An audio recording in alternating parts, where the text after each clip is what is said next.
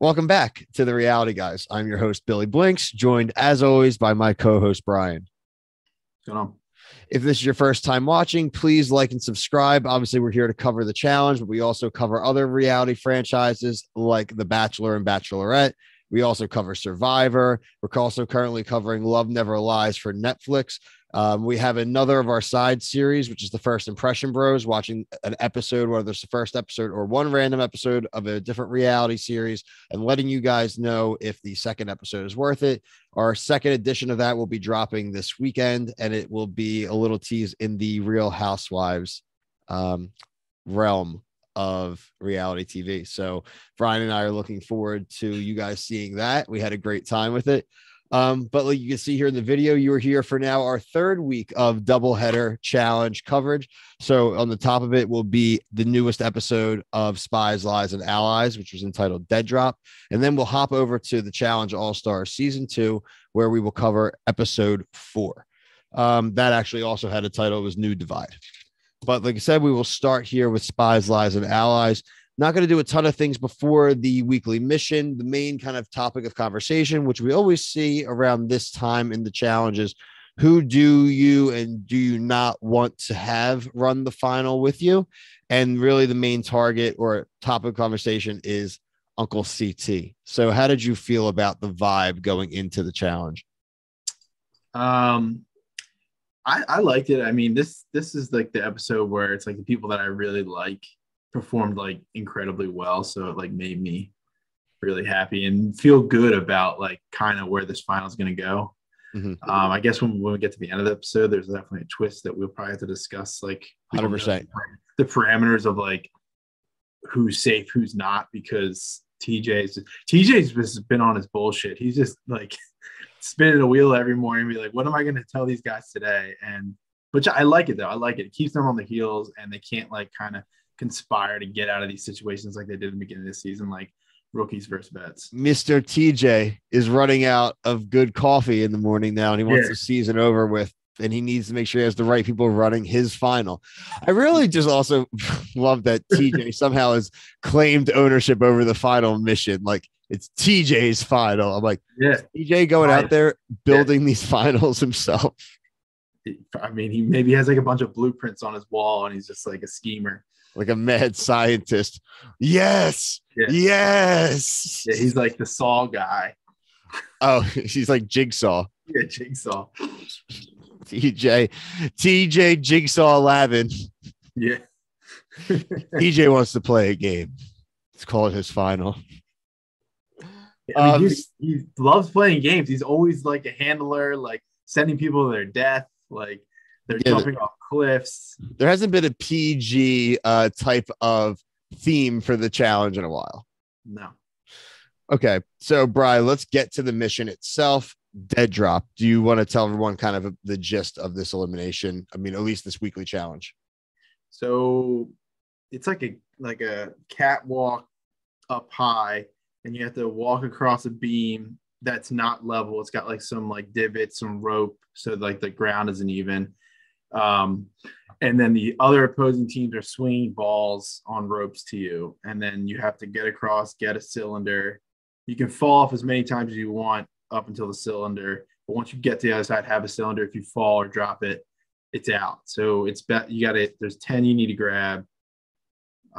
We'll go by the numbers, I guess, when we start talking about it, but that's pretty much the gist of it. It's not like a detailed challenge. I'm going to let you talk about it first for my opinions on it.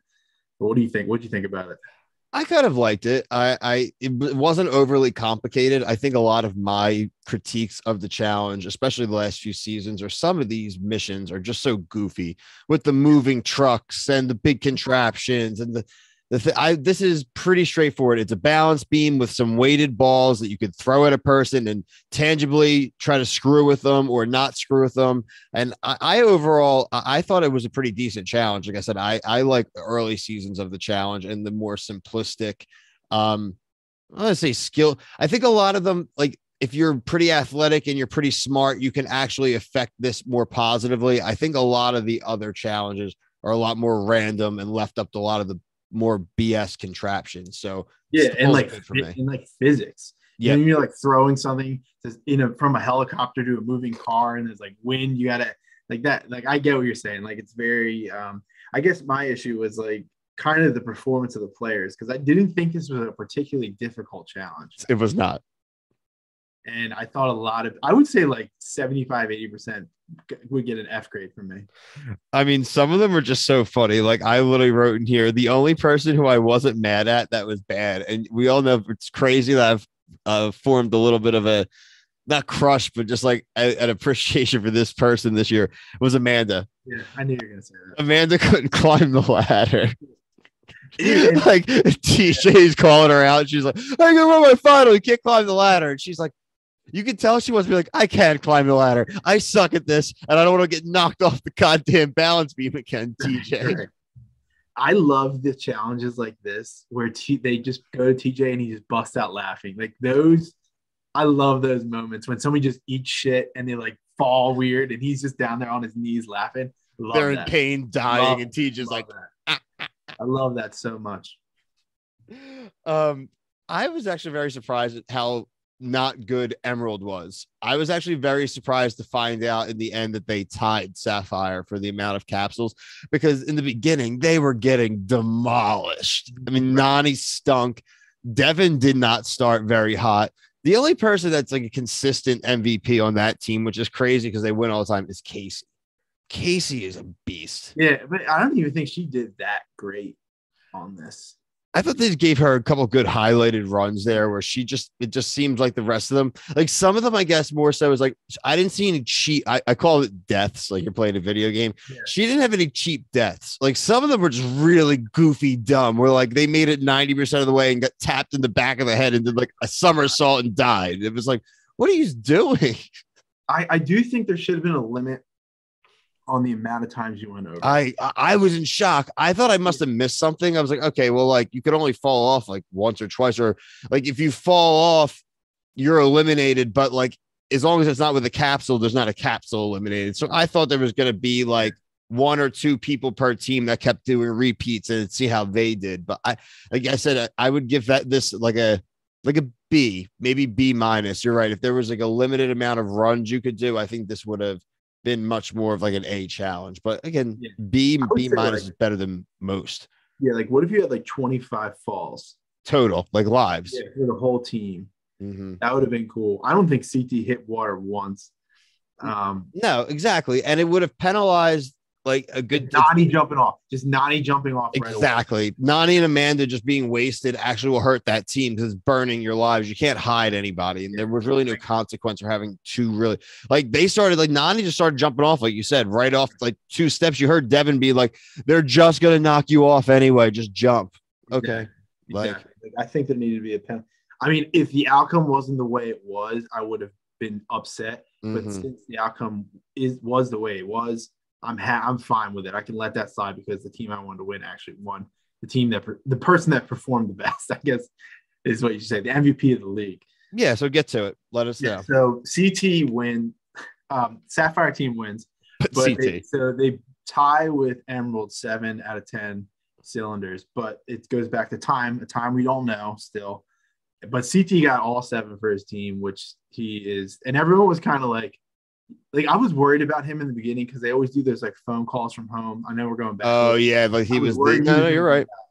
And whenever in like other shows that I watch, whenever they focus on somebody a lot, especially Bachelor, like alone, that person's probably going to be eliminated. So I got scared. I was like, damn, like if CT goes out, I'm going to be really upset. But he kicked ass in the challenge. Like I love that. Like he would grab onto ones and throw them back. Like he had.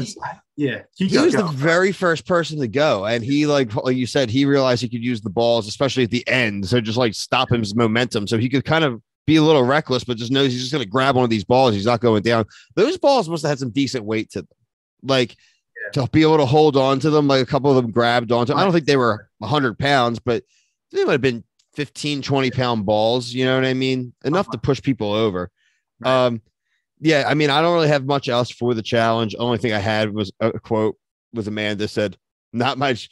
When they lost, and they were like, Emerald was talking about like how they had lost. Her quote was, "Not my challenge. Sorry." Yes, her interviews are funny. Yeah, so let's move on to the next section I have here. I have this broken down 3 parts: mission, nominations, and elimination. So nomination / deliberation, not a ton. I mean, we can just kind of go over the general attitude, but leading into the nominations, there were some really great quotes that I wanted to highlight. Nelson said he would die down there. Yeah.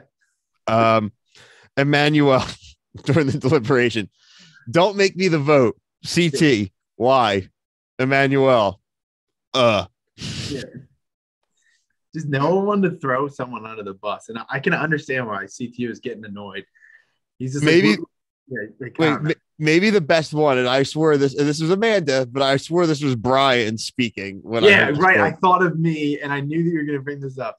Nelson, this isn't a game, Amanda. When talking about who to nominate, Amanda, it's $1 million. It's a game for $1 million. I was like, yes.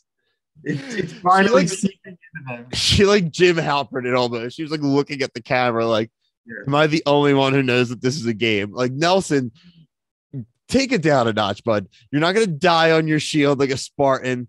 This is a game. Like, no, this is just you with like Corey, like to sacrifice yourselves for each other in seasons. Like, no, it's a game, dude. Hey, Bill, when like we get famous and we have the shirt like it's a game show for money, what if like Amanda like was like just stood up, was like pointing to a shirt that was ours, and was like, it's a game show for money? We just need to make one and just send it to her anyway, just unsolicited. Yeah. Find out what her like fan PO box is and just send it to her, and maybe she'll wear it next season. Like awesome. Not that next season, but 2 seasons. Yeah, like it'd have to be like 4 or 5 seasons from now, because they're probably filming. No, they already. I think they said they were filming like starting the beginning of this new year. So unless we send it for Christmas. Yo, can I say something side note real quick? Because I saw it, and it has to do with the challenge. They're doing like, remember I said like, how does they keep doing these like all-star meetups and like these vacations? They're doing like I hate this show, Teen Mom Vacation. I saw Corey in the background of it. Oh no. So maybe that's why he's not doing the challenge next year. Yeah, he made it seem like he was doing it for his kid, and now he's going to be at another show. Just on another MTV show that's probably terrible, but I don't want to talk about that show at all. Before we put into who actually was the vote, I did have one question for you. I was confused why CT cared so much about like Logan and Emanuel making cases for themselves. Like, why did he care? Yeah, I don't know why he cared. I understand that it's like when he's like, everyone's just like, oh, why? Like, I get a little bit why he's like, yo, just make a point why you should be here, because he's just like, But again, it's people being over dramatic for something. If they're not going to give you any things, just vote whoever you want. And then if somebody's mad, you'd be like, look, I gave you an opportunity to plead your case. No one did. Exactly. I'm going to pick who I'm going to pick. It was like very like daddish of him. He was like pulling teeth. Yeah. He was like, no, we're coming to a resolution here. They're like, just put one of us in. It's fine. So it ends up being Logan. So I think we kind of all saw where this was going when Logan went in. We didn't think, I mean, there was a little bit of nervousness with Devin get called out. It was a physical challenge, which it probably would have been much easier for Logan if he had called Devin out, and he knew it. CT knew it. Everyone knew it. Those 2 guys were probably the best 2 for that challenge that we get to. I know we haven't gotten to the actual challenge, but a little foreshadowing. Those 2 are probably the best 2 to give each other like a good competition. Yeah, maybe Nelson, but definitely not Devin. Yeah, Nelson probably too. All right, so let's get to the elimination. Do you want to run over the elimination round for us? I don't remember the name. It was called Rocket Run.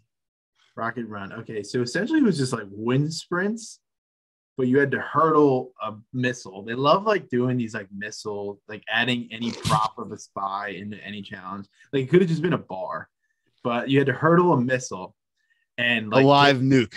Yeah, pretty much. And you'd like flip a switch. So like you'd start it, like you'd flip it down, then you'd go to the other one, flip it back the other way, and then run back. So it was basically like doing like a suicide. Yeah. With a hurdle in the middle. And you had to do it in 15 seconds, which again, TJ was just getting air horn happy at some point, bringing it. Finally, he drops it to 10. And so it was 15 seconds originally, which I was like, they could be here forever. Eventually, somebody's going to get tired. And then he dropped it to 10 seconds. And then eventually that's going to start having fatigue, because I would say they were finishing it with like 6 seconds to go, 5 that on the range. 15s. Yeah. Yeah, so like you knew that 10 seconds was gonna really, they're gonna start feeling it because they actually had to really hustle. Because if you knew you hurdled it, I know I'm talking a lot right now, but if you hurdled that part in like 5-6 seconds, you had 8 seconds to get back a trot, so you can really like regain your. There's no reason to, if you're 5 seconds and you already hurdled, you should just walk it back. Yeah, and it's interesting that Emanuel, who ends up, like we said, he ends up being the one to go against Logan here. He kind of implored a different strategy. He was doing the full sprints and then using as much time, I have 8 seconds, I can completely rest. It was really like a swim practice or track meet kind of practice. It was, 10 100s on the 50, go. And that was like, I kept getting the flashbacks of TJ when he was doing the air horn, like you said, of like an old, I was a swimmer, and that just reminded me of literally I was like, oh my God, this is the worst. And it's the same thing. It's like, what do? Do you ride it out and land to the wall with only, 3 seconds to go until the next one starts, but you only going 70% to make that pace? Or do you go 85% to pace to get 10 seconds on the wall? And that's something like you would, when you were training, that you used to have to kind of like mentally do with yourself in your head as much as you could, until, like you said, when you get to the 10, you just can barely make it. They're making it with like 3 seconds to go. So you knew it was going to come down to almost like a mistake, or like who really does have the best endurance, who's the smartest. And it turned out to be Emanuel. I was a little surprised. I thought Logan was going to win. I thought maybe the height advantage with Logan with the hurdles was going to be what came into play. I thought the speed would get Emanuel, like he would be going too fast and he would trip. But this burn time, himself out. Yeah. I was really hoping that this would get down to like they dropped the time more. So like it was really fast and someone just didn't make it in time. I thought that would have been more, because when he fell, he just laid there. I mean, I think he could have like at least tried to get up and maybe hit it. Yeah, it was a mental mistake when it comes down to it at the end. He could have rushed and realized he had the recovery, and maybe made for Emanuel to make a worse mistake. But a great first season for Logan. I thought he made a great showing. I think he's somebody we will see again, one of these younger guys. That's definitely going to be one of the kind of new staples from this season. That got us down to 10 agents, Bri. But the night isn't over. Right before, as the credits are rolling, TJ does not say that they are going to the final, which is what they were all waiting for him to say. He let them know that tonight is the night of eliminations, and that 2 more agents would be eliminated before the night was over, and presumably meaning that they will be the final 8 to go to the final. I'm freaking psyched, dude. I've been calling for a purge all season. So if we get it at the very end, awesome. That's great. I mean, I wish we had more than one, but I am so excited for next week. This is the most excited I've been for an episode all season. Yeah, I mean, the thing about it is, like, you don't know what are they going to do. Like, is the Sapphire team safe and they just pick off one person from each team? Like, there's a lot of, are they going to do a whole nother like elimination, like 2v2, or you don't know? I think my instinct is Sapphire is safe. They don't have clothes with them to do a challenge. That's how I was looking at it. Like, because like only guys got dressed. So I don't know though. I mean, that's something that I'm looking forward to. So obviously we are getting down to the nitty gritty here with the challenge, Spies, Lies, and Allies. Stay tuned for part 2. We were going to cover episode 4 of season 2 of the challenge All-Stars.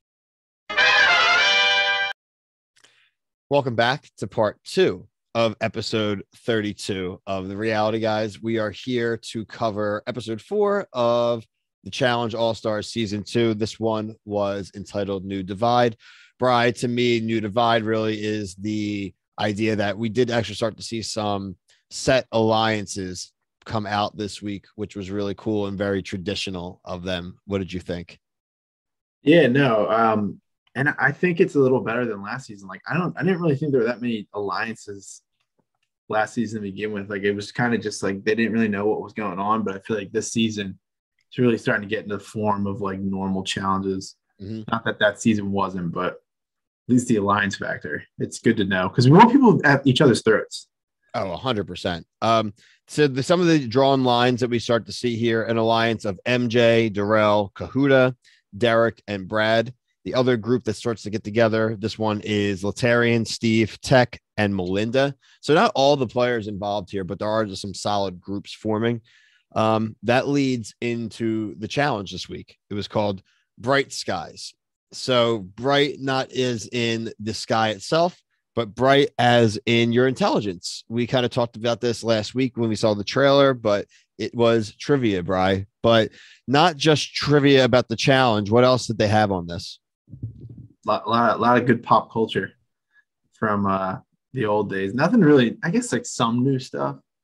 But the one question right off the bat, and when he was like, "What is the place that we do our battles in?"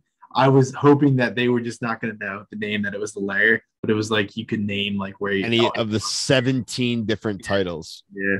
That's a really cool one. 17 different names for the Lair / arena.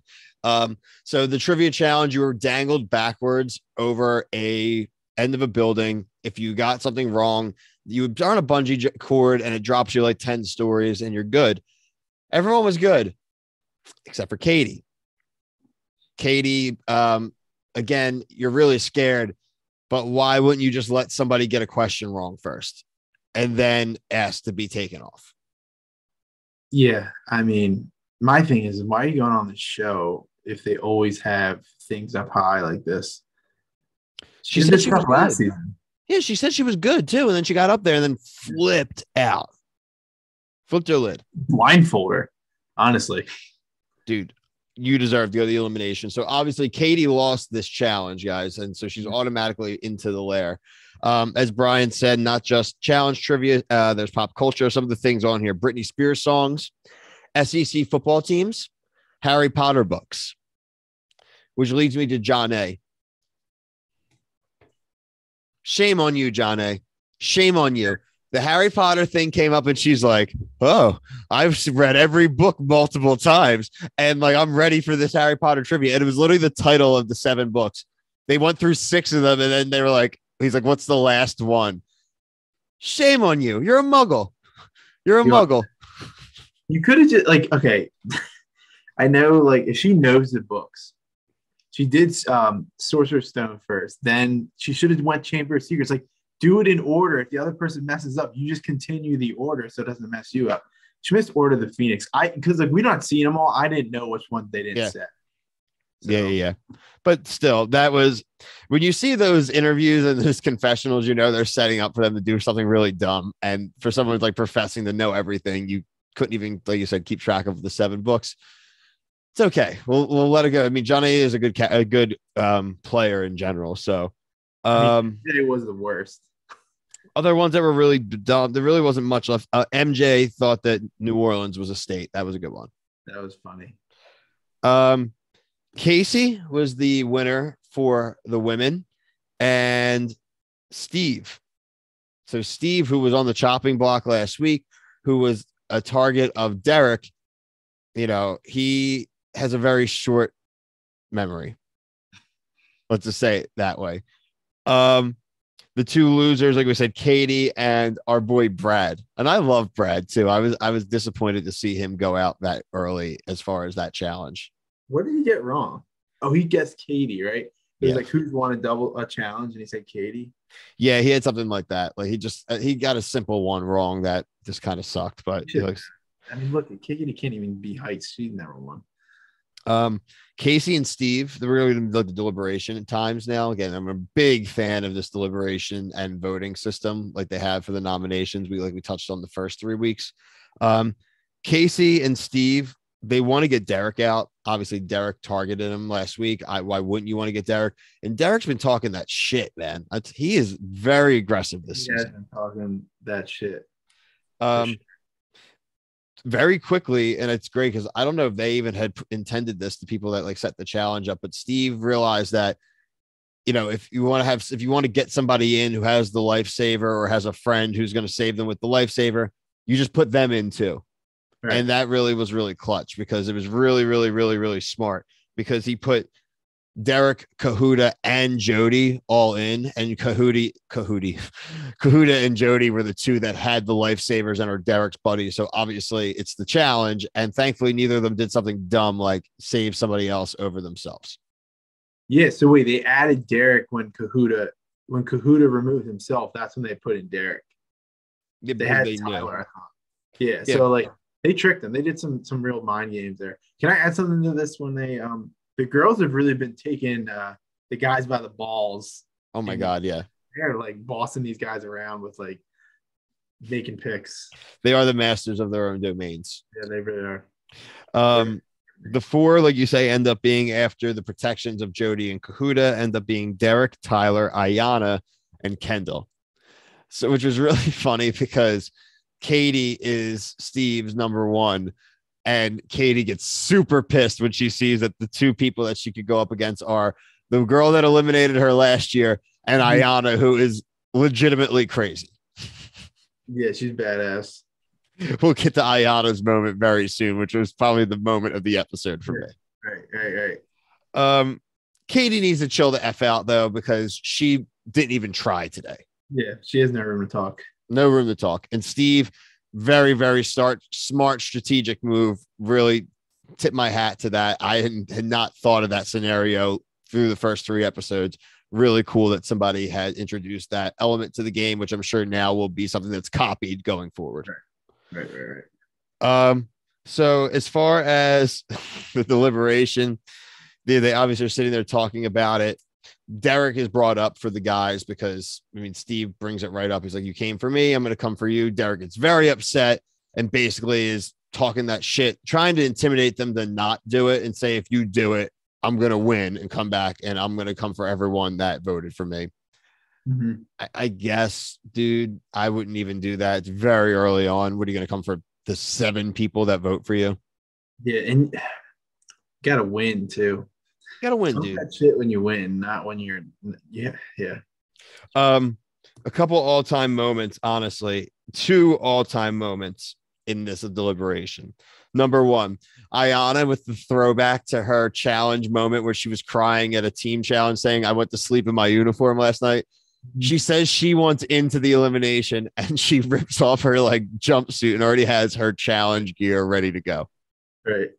All-time maniac, but awesome moment. Like if Katie wasn't intimidated already, she's like, I have 0 shot against this woman. Right. Number 2 moment. Derek's voted in and goes to pick up his name tag and in Nehemiah's face. Yeah. He's lucky Nehemiah just didn't decapitate him in that moment. Yeah, interesting. I want to know how drunk some of those people were during that. Like, the only thing I'm thinking about was like, was that a moment where he was maybe trying to bait Nehemiah into hitting him and getting him thrown out? Maybe. That would be a real dick move, but it would be smart. Yeah, he ain't no Fessy. He is not Fessy. Okay, so we're going to have this elimination. It is going to be, like we said, Derek versus Brad and Ayanna versus Katie. Do you want to tell them about the elimination, which was called Wait, There's More? So you carry, they said 1,000 kilos, right? 1,000 pounds, I think, but either or. Yeah, 1,000 kilos is a lot. Yeah, you're right. 1,000 pounds in bags too. Like you threw them in a hole, and it would, like, once you did it, it would raise up the big cornhole ramp. Essentially, yes. So after you do that, it's like one of those games for ads you see on your phone where you got to like move the colors into like capsules. You know what I mean? Yeah, you have to line all the blues. It's like all the blues, all the reds, all the greens, and you have to slide them and get them out of each other's way to lock into one for, solid lines. But they're all scrambled. So like it was 4 lines, skulls, colors. You just got to get all the skulls and the colors the same one. You can move things around. And I mean, these challenges have been pretty basic. Like I like that. That's what I'm saying. I like that they're basic, straightforward. Anyone has a shot, but also there is like you saw that challenge. You're like, Katie's not going to be able to carry that weight like Ayanna. She's done. And that one was a foregone conclusion. Katie did get her weight all the way in and did get to start the puzzle, but Ayanna was way ahead of her as far as timing. So she had no shot to even There is some time just involved in that puzzle. You just have to get certain ones out of the way. So if you have a head start, it wasn't very complicated. It's just, I got to get all this crap out of the way. And if you do it, you could do the same puzzle in 30 moves or probably 50 moves if you like move the right ones out of the way first, or you're probably doing some backtracking, but it's not something they're like, you got to restart kind of thing. Yeah, right. You can, yeah, exactly. You don't. It's just like a game of attrition. Brad and Derek a little bit more evenly matched on the weight carrying. Brad, obviously a little bigger guy, so he's stronger. But in the end, he had a little bit of a head start as far as finishing the weights before Derek. And Derek is now going to be talking his shit all the way home. I have a feeling, though, that Derek is a mainstay. I'm sure we see him season 3 and season 4 that are both already confirmed for All Stars. We're starting to see some feuds forming, which is nice. This is good. Maybe he'll come back with Mark. I think we're going to see some more of the people. I think these people are going to be exclusively, like you had said last week, staying on All Stars since it's a sustainable and it's a pretty big prize. It's not really any different. And I did like the thing that I saw that was mentioned in Spies, Lies, and Allies, where it was like, all right, you loser old people. I think it was like Devin said, it was like, you people stay. I can't remember who exactly it was, but it was like, you people stay on the All Stars. And then if you think you're really good, you could come back and try to like compete with us. It might actually have been like one of the extras, like they have on like Facebook, like one of the interview kind of portion things. But I saw someone basically make the comment of something we've suggested, where it's like, if you start doing really good at All Stars, then come back to regular challenge and let's see how you hold up against the youngsters, which I think a lot of these people that are good in the All Stars could hold up to regular challenge. Yeah, it's like being regulated. Yeah. It's what it is. Like it's what it is. Premier League. Yeah, it's what it is. But I mean, like think about it. Like some of those guys, like if CT came to the show, and wouldn't you rather be on the All Stars? Like the accommodations are nice. All Stars been way more straightforward, dude. Yeah, and like your bed is nice, like your rooms are nice. Like it looks. They're like all inclusive resorts. Yeah, like I was thinking, like when I was watching it today, I was like, man, if I got eliminated early, I just wouldn't want to leave because I want to hang out with everyone. There's no way they're putting the All Stars on like the bunker or like the beach. No. Like none of them are going. Like Tina ain't going. There's sirens going off at 3 a.m. No. Pizza. So that was the end of episode 4. Like I said, I think this is just trending nothing but up this All-Star season. Like I said, as far as other Reality Guys coverage, the next episode more than likely will be the next episode of First Impression Bros, where we are covering the Real Housewives Ultimate Vacation. Yes, you heard that right. And not going to tell you our full impressions yet, but don't sleep on this show. The editing is maybe the best editing in reality TV. But until next time, for myself, Brian, peace.